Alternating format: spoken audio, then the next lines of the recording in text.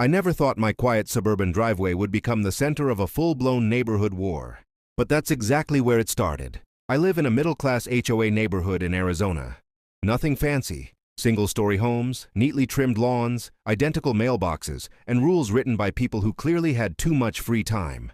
I'd lived there for 6 years, paid my dues on time, followed the rules, and kept to myself. That is, until Karen moved in. Her real name wasn't Karen, but she earned the title within weeks. She was the HOA vice president, emphasis on vice. From day one, she acted like she owned the entire block. She'd walk around with a clipboard, snapping photos of lawns that were half an inch too long, trash cans left out 10 minutes past schedule, and cars parked slightly crooked. She fined people constantly, including me. Once she fined me $75 because my garage light was too bright and allegedly disturbing the aesthetic harmony of the neighborhood. I laughed it off. Big mistake. Karen hated being laughed at. But none of that compared to what her son did. Her son, let's call him Tyler, was in his mid-20s, unemployed, but between opportunities, according to Karen, and drove a $90,000 custom sports car.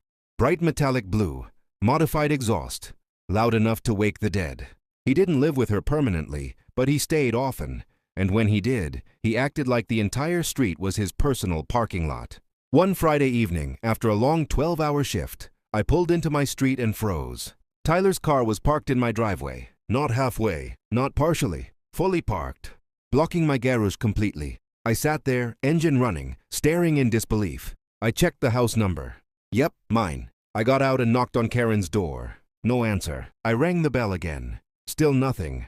I called out, "Hello? Nothing?" I waited 10 minutes, then 20. Finally, Tyler came out, keys in hand, earbuds in. I said calmly, "Hey man, you're parked in my driveway." He looked at me like I was the problem. "So?" he said. "So you need to move." He laughed. "Relax, bro. I'll be gone later." I said, "I need to park, now." That's when Karen appeared behind him. Arms crossed. Smile fake. She said, "My son is visiting.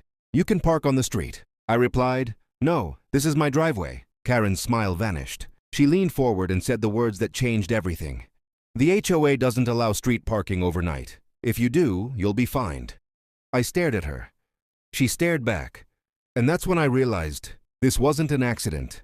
This was a power move. I parked on the street that night, and I got fined $150 for unauthorized overnight parking. I appealed it. Denied. Karen signed the denial herself. The next week, Tyler parked in my driveway again. This time, he didn't even pretend it was temporary. I knocked. Karen opened the door immediately, like she'd been waiting. She said, "Oh, is there a problem?" I said, "Your son is parked in my driveway. Again." She replied, "He's staying for the weekend." I said, "That's not my problem." She smirked and said, "You should really read the HOA bylaws more carefully." I went home and did exactly that. And guess what? There was nothing, absolutely nothing, allowing anyone to park in someone else's driveway. But there was something else.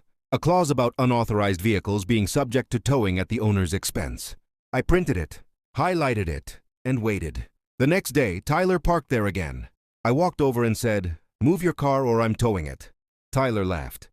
Karen stepped outside and said, loudly so neighbors could hear, "You wouldn't dare. That car is worth more than your house."